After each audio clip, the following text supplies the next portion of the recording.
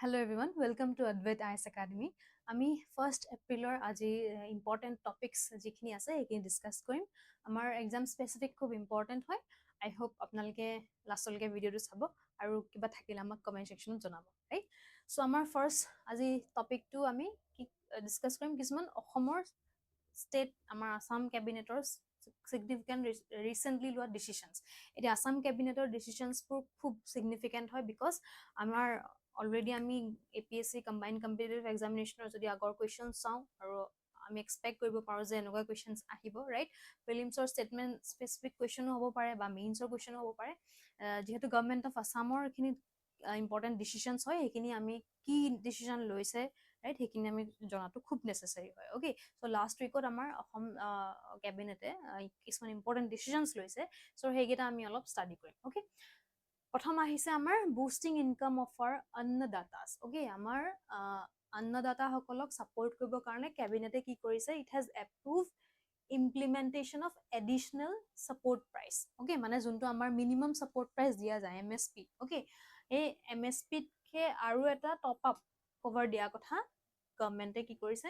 Announce কৰিছে, right? আমাৰ ফাৰ্মাৰ্স সকলক যোনটো MSP প্ৰভাইড কৰা যায়, আমি গম পাওঁ যে মিনিমাম সাপোৰ্ট প্ৰাইচ আমাৰ ফাৰ্মাৰ্স সকলক দিয়া যায় যাতে যদি আমাৰ নেচাৰেল কেলামিটি কাৰণে তেওঁলোকৰ প্ৰডাকশনস খিনি যদি লস হয়, ৰাইট? সেইখিনি গভৰ্নমেন্টে কি কৰে? প্ৰকিউৰ কৰে MSP, ৰাইট? এতিয়া যদি আমি চাওঁ নৰ্মেল যোনটো আমাৰ MSP আছে পেডি আৰু মাষ্টাৰ্ডৰ কাৰণে, তাতকে আৰু এটা টপ আপ দিয়া কথা গভৰ্নমেন্টে কৰিছে। হয়তো কেতিয়াবা ইফেক্ট হ'ব এই আজি তাৰিখৰ পৰা, মানে 1 এপ্ৰিল 2025 ৰ পৰা 31 মাৰ্চ 2026 লৈকে এটো থাকিব, মানে ফাইনেন্সিয়েল ইয়াৰটো আপকামিং ফাইনেন্সিয়েল ইয়াৰৰ কাৰণে গভৰ্নমেন্টে আৰু টপ আপ প্ৰভাইড কৰিছে, ৰাইট? সো এডিশনাল কিমান দিছে? পেডি কাৰণে 250 পাৰ কুইন্টাল আৰু মাষ্টাৰ্ডৰ কাৰণে 500 পাৰ কুইন্টাল দিছে above MSP। সো ডাটা গিটা খুব ইম্পৰ্টেন্ট। ওকে, পেডি কাৰণে কিমান, মাষ্টাৰ্ডৰ কাৰণে কিমান, সেই আমি প্ৰাইসটো জনাটো নেসেসাৰী হয় বিকজ প্ৰিলিমছত স্টেটমেন্ট বেস আমাৰ এনেকুৱা কোৱেশ্চন আহিব পাৰে, ৰাইট? দেন নেক্সট হৈছে দৰং মেডিকেল কলেজ। ওকে, যোনটো আমাৰ ভিজন আছে হেল্থ ফৰ অল। ওকে, আমাৰ গভৰ্নমেন্টৰ যোনটো ভিজন হেল্থ ফৰ অল, হেতু কাৰণে আমাৰ কি কৰিছে? এখন new medical college and hospital আমাৰ এপ্ৰুভ হৈছে। আৰু ক'ত হ'ব এখন? আমাৰ দৰং জিলাত, ৰাইট? দৰঙত হ'ব। 572 crore sanction কৰিছে, right? It will have 430 beds and will intake 100 MBBS students annually. Per year 100 MBBS students তেওঁলোকে ইয়াতে ইনক্লুড কৰিব, ইনটেক কৰিব, ৰাইট? লগতে it has directed adding of BSc nursing school and GNM school alongside the Darrang medical college project. তো ইয়াৰ লগতে BSc nursing school আৰু BNM প্ৰজেক্টটো তাতে লগতে সাইমালটেনিয়াসলি চলিবৰ কাৰণে গভৰ্নমেন্টে এনাউন্স কৰিছে, ৰাইট? দেন আহিলে extending FPS licence validity. Okay, যোনবোৰ ফেয়াৰ প্ৰাইচ শ্বপছ, ওকে, যোনবোৰ ফেয়াৰ প্ৰাইচ শ্বপছ আছে তেওঁলোকৰ কাৰণে ভ্যালিডিটি লাইসেন্সবোৰ কি কৰিছে? এক্সটেন্ড কৰিবৰ কাৰণে গভৰ্নমেন্টে এনাউন্স কৰিছে, right? Up to 30th June, okay, by 2026। So 2026 লৈকে তেওঁলোকে যোনটো লাইসেন্স ফেয়াৰ প্ৰাইচ শ্বপছ বিলাকৰ তাৰে ভ্যালিডিটি এক্সটেন্ড কৰিছে, ৰাইট? দেন আহিলে ensuring better health care. So কেবিনেটে কি এপ্ৰুভ কৰিছে? Amendment of child care leave rules. Okay, যোনবোৰ আমাৰ চাইল্ড কেয়াৰ লিভ ৰুলছ আছে তাক এমেন্ড কৰিছে আৰু কি এলাউ কৰিছে? Child care leave to single male state government employees. Okay, normally আমাৰ চাইল্ড কেয়াৰ লিভ কোনে পায়? আমাৰ উইমেন সকলে। ওকে, মাদাৰ যোনসকল থাকে তেওঁলোকে চাইল্ড কেয়াৰ লিভ পায়। বাট ইয়াতে এমেন্ডমেন্ট কৰি কেবিনেটে এইটো কৈছে যে এতিয়া আমাৰ কি হ'ব? যোনবোৰ ষ্টেট গভৰ্নমেন্টৰ মেইল এমপ্লয়ি আছে, ওকে, নেসেসাৰী নহয় যে উইমেন, মেইল এমপ্লয়ি যোনবোৰ আছে তেওঁলোকৰ মেইনলি হু আৰ উইডোৱাৰ অৰ ডিভোৰ্সি। ওকে, যোন ডিভোৰ্সি হয়, যোনজন দেউতাক ডিভোৰ্সি হয় বা যাৰ ৱাইফ ডেথ হৈছে, তেওঁলোকে যদি চাইল্ডৰ কাষ্টডি তেওঁলোকৰ ওচৰত আছে তেন্তে তেওঁলোকক কি দিব? চাইল্ড কেয়াৰ লিভ যোনটো ফেচিলিটি তেওঁলোকক দিব, right? Up two A limit of 2 children, দুটা চাইল্ডলৈকে সেই চাইল্ড কেয়াৰ লিভটো মেইল এজনেও পাব। Okay, so very good initiative. Okay, আৰু ACCL ৰুল যোনটো child care leave rules introduce কৰিছে for a maximum period of 2 years। Okay, to introduce CCL rules for maximum period of 2 years, that is 730 days to female government employees and single male government employees who have custody of a disabled children of any age. যদি disabled children বা আমি যোনটো আজিকালি টাৰ্মটো আমি change কৰিছো differently able বুলি কওঁ, সেই তেওঁলোকৰ স্পেচিয়েল চাইল্ড যদি কাৰোবাৰ আছে চ' তেওঁলোকৰ কাৰণেও যোনটো চাইল্ড কেয়াৰ লিভ সেইটো আৰু এক্সটেণ্ড কৰিবৰ কাৰণে কৈছে, সেইটো হৈছে আপ টু 2 years, অ'কে 730 ডেইজৰ কাৰণে সেইটো এক্সটেণ্ড কৰিছে। আৰু সেইটো কাৰ ক্ষেত্ৰত যোনবোৰ আমাৰ স্পেচিয়েল চাইল্ড যাৰ থাকে, ডিফাৰেণ্টলি এবল চাইল্ড যাৰ থাকে তেওঁলোকৰ কাৰণে, ৰাইট? এইকেইটা এটা চিগনিফিকেণ্ট ডিচিশ্যন। অ'কে, দেন আহিলে যোনখিনি আমাৰ মিডল ক্লাছ চেলাৰিড পাৰ্চনছ তেওঁলোকৰ কাৰণে এটা ড্ৰাফ্ট নটিফিকেশ্যন ওলাইছে যে প্ৰফেচনেল টেক্স যোনটো দিয়া যায় সেই প্ৰফেচনেল টেক্স কি কৰিছে এক্সাম্পট কৰিবৰ কাৰণে। Okay, to exempt payment for professional tax up to the salary of 15,000, যাৰ 15,000 চেলাৰী তেওঁলোকৰ প্ৰফেচনেল টেক্স দিব নালাগে। যাৰ চেলাৰী 15,001 পৰা 25,000লৈকে তেওঁলোকে প্ৰফেচনেল টেক্স 180 পাৰ মান্থ দিব লাগিব, আৰু যাৰ চেলাৰী 25,001 ৰুপিজৰ পৰা above তেওঁলোকে 208 rupees per month professional tax দিব লাগিব। So ultimately যাৰ income 15,000 লৈকে হয় তেওঁলোকে professional tax দিব নালাগে, right? Then extending tax relief to tea industry. Okay, এতিয়া it has approved extension of tax exemption given to tea industry from payment of cess on green tea leaf for a further period of 2 years. Okay, মানে 1st January 2025 পৰা আৰু 2 বছৰলৈকে যিটো green tree লিফত চেছ provide কৰে, চেছ is a চেছ মানে হৈছে এটা টেক্সৰ ওপৰত যোনটো টেক্স লাগে সেইটো এক্সাম কৰিবৰ কাৰণে গভৰ্ণমেণ্টে এনাউন্স কৰিছে। অ'কে, কেবিনেটে এনাউন্স কৰিছে, right? Then extending forest area. Okay, এতিয়া কেবিনেটে কি এপ্ৰুভ কৰিছে? Conversion of Nayakgaon Part 1 PRF under BTC Kokrajhar, covering a total area of 778 hectares into reserve forest area of 180 hectare. Okay, so a reserve forest to area, hey area to government কি কৰিছে increase কৰিছে। কোনটো এৰিয়াত পৰে? BTC Kokrajhar, right? Rural and Territorial Councilor Kokrajhar এৰিয়াত আণ্ডাৰত আহে, right? Then administrative efficiency increase কৰিবৰ কাৰণে কি কৰিছে কেবিনেটে ইন প্ৰিন্সিপল কি এপ্ৰুভ কৰিছে? Initiation of the process for reorganisation of health blocks, okay, in tandem with co-district and legislative assembly constituency। মানে এতিয়া যিহেতু আমাৰ legislative assembly constituency তাৰ লগত আৰু লগতে নতুনকে আমি যিটো co-district initiative গভৰ্ণমেণ্টে লৈছে সেই তাৰ লগতে ইন টেণ্ডেম ৰাখি যিবোৰ হেল্থ ব্লকছ আছে আমাৰ সেই হেল্থ ব্লকছবোৰ কি কৰিব কৈছে? ৰিঅৰ্গেনাইজ কৰিব কৈছে। অ'কে, যিবোৰ আমাৰ হেল্থ ব্লকছ আছে যাতে co-district আৰু legislative assembly constituency লগত মিলি হেল্থ ব্লকছবোৰ যাতে এফিচিয়েণ্টলি হয়। মানে এনেকুৱা হ'ব নালাগে যে এছেম্বলি কনষ্টিটুৱেঞ্চি বোলে এটা জেগাত আছে, co-districtৰ অফিচ এটা জেগাত আছে আৰু হেল্থ ব্লকটো বোলে বহুত বেছি তাতকে দূৰ জেগাত আছে, সেনেকুৱা হ'ব নালাগে। মানে এনেকুৱা হ'ব লাগে যে এডমিনিষ্ট্ৰেটিভ এফিচিয়েঞ্চিটো যাতে মেইনটেইন হ'বৰ কাৰণে LAC আণ্ডাৰত যোনটো এৰিয়া পৰিছে, co-district যোনটো এৰিয়া পৰিছে তাৰে আণ্ডাৰত সেই হেল্থ ব্লকটো সেইটো হিচাপে ৰাখিবৰ কাৰণে ইনিচিয়েশ্যন কৰিব কৈছে, ৰাইট?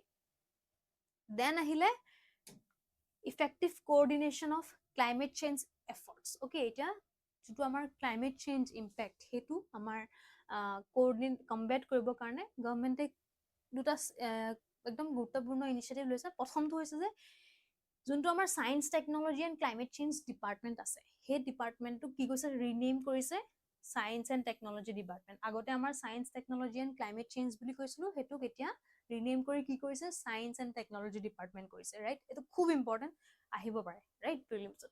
দেন যিটো আমাৰ এনভাইৰনমেণ্ট এণ্ড ফৰেষ্ট ডিপাৰ্টমেণ্ট আছিলে তাকো ৰিনেম কৰিছে, আৰু তাক কি ৰিনেম কৰিছে? Environment forest and climate change department.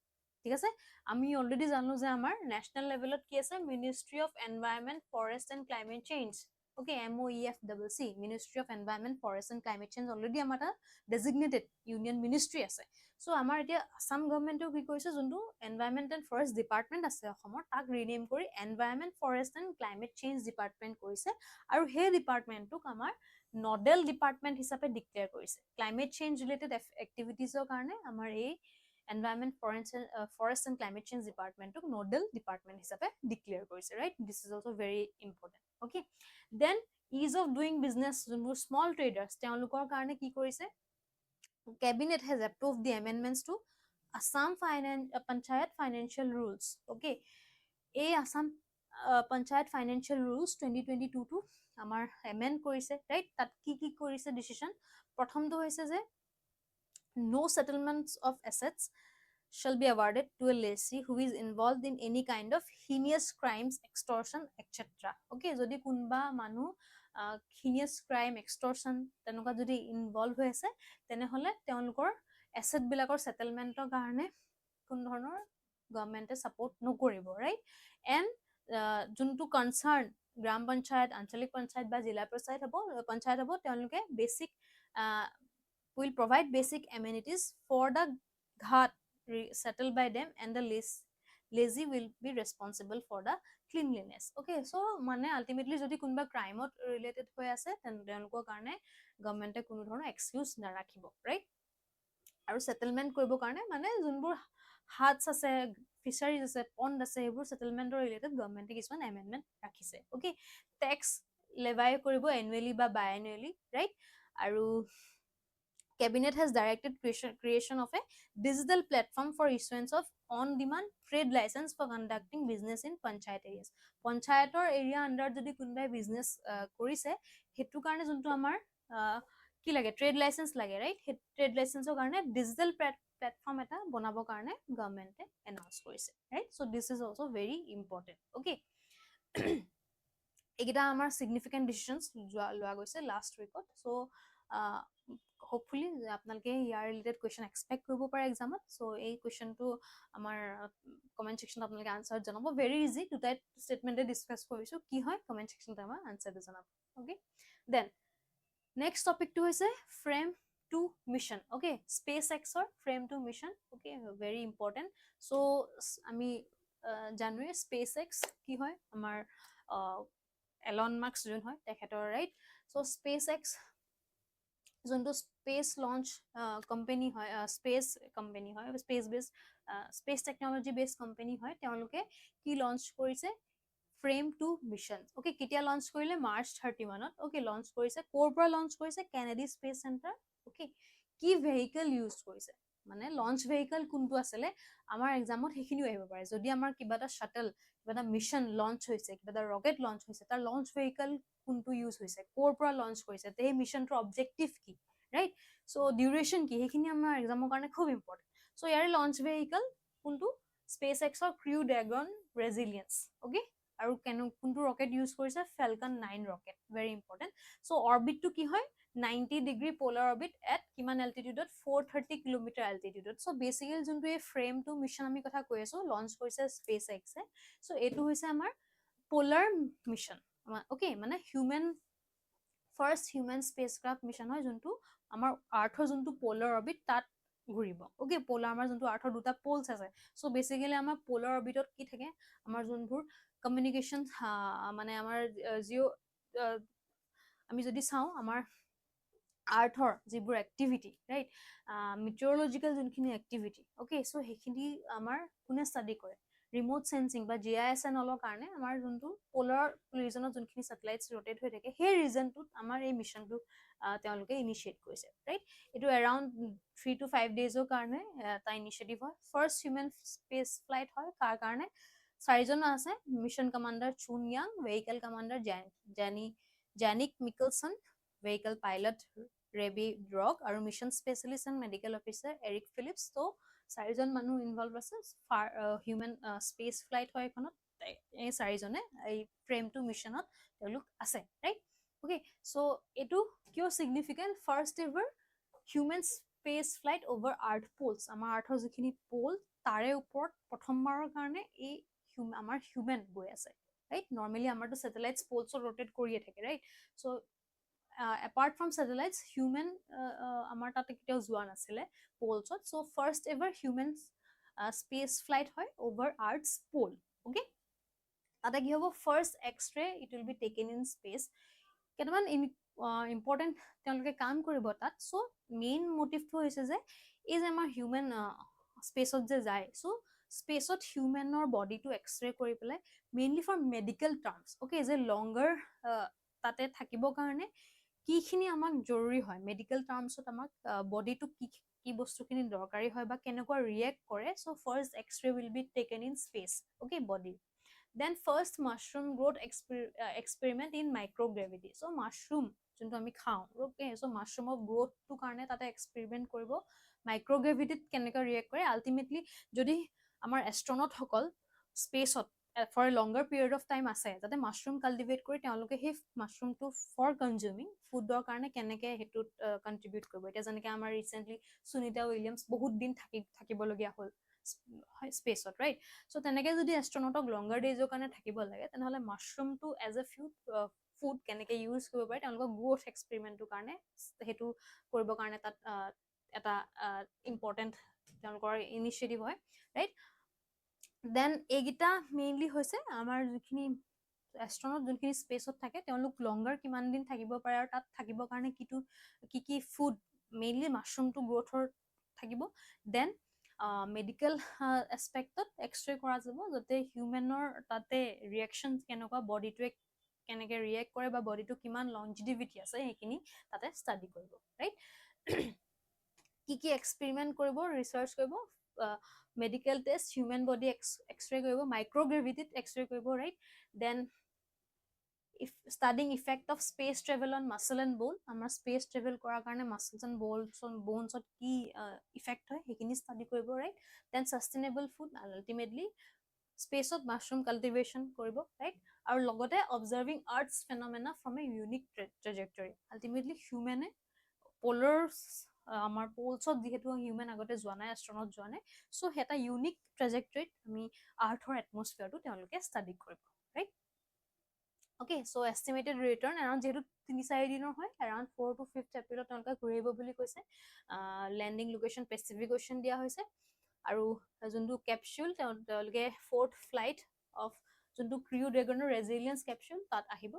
Right so' this is a benchmark in human space flight and scientific exploration okay so' বহুত ছিগনিফিকেণ্ট হয় বিকজ আমি ৰিচেণ্টলি যদি চাওঁ science and technology related questions আমাৰ খুবেই অহা দেখা গৈছে right so' Fram two mission কাৰ হয় ক'ত লঞ্চ কৰিছে কোনটো ভেহিকেল ইউজ কৰিছে মেইন মটিভ কি কেইজন আছে হিউমেন তাতে ইনভলভ ৰাইট এষ্ট্ৰনট কেইজন ইনভলভ আছে চ' সেইখিনি আমি জনাটো খুব নেচেচাৰী ৰাইট চ' এটা প্ৰিলিমছ বেছ ষ্টেটমেণ্ট কুৱেশ্যন দিয়া হৈছে আপোনালোকে ষ্টেটমেণ্টকেইটা পঢ়ি আনচাৰটো আমাক কমেণ্ট ছেকশ্যনত জনাব ৰাইট চ' আজি কাৰণে এইকেইটাই আছিলে আমাৰ টপিক খুব ইম্পৰ্টেণ্ট হয় from exam perspective I hope আপোনালোকৰ কাৰণে ইনচাইটফুল হৈছে আৰু যদি আমাৰ বাকী আপোনালোকে আমাৰ এডভাইট আইএছৰ ইউটিউব চেনেলৰ প্লেলিষ্টত গৈ বাকী কণ্টেণ্টখিনি আপোনালোকে ল'ব পাৰে আৰু অলৰেডি আমাৰ এক্সাম আহিয়ে আছে so' I hope all of you are preparing well and thank you for ৱাচিং থেংক ইউ এভৰিৱান